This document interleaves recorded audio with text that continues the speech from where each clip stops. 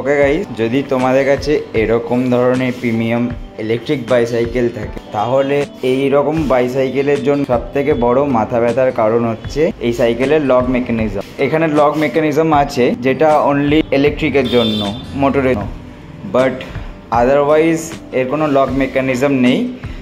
এইরকম lock use করতে হয়, আর এরকম কেবল লক ইউজ করলে হয় কি কিছুদিন পর এইখানে এরকমভাবে ঘষা লেগে এইখানকার কালারটা নষ্ট হয়ে যায়। কারণে আমি এইখানে এরকম পিচবোর্ড লাগিয়ে রেখেছিলাম যাতে এখানে দাগ না হয়। তো এরই একটা আজকে সলিউশন এনেছি, সলিউশনটা দেখো। তো এরকম টাইপের একটা লক কিনেছি যেটা এরকম একটা মেকানিজম আছে যেটা এখানে সিট পোস্টের নিচে লেগে যাবে আর এটা হ্যাঙ্গার হিসেবে কাজ করবে। আর এটা হচ্ছে লক, এই লকটা এরকমভাবে এর সাথে ফিক্স হয়ে যাবে। তো এখানে ফিক্স থাকলে পরে এইখানে ঘষাঘষির কোনো চান্স থাকবে না। দেন এটা এইখানে এরকমভাবে অ্যাটাচ করে দেবো, দেন এটাকে এরকমভাবে টাইট করে দেবো। এইখানে ইনস্টল করা হয়ে গেছে।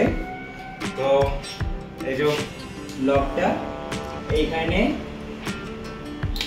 এরকমভাবে লাগিয়ে দিলে এটা এরকমভাবে এখানে থেকে যাবে। আর এই লকটার এখন আর আমাদের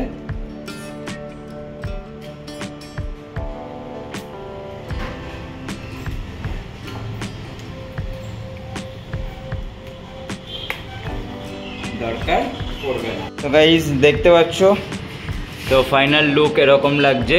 এটা এখানে ইনস্টল হওয়ার পর এটা এখানে থাকবে।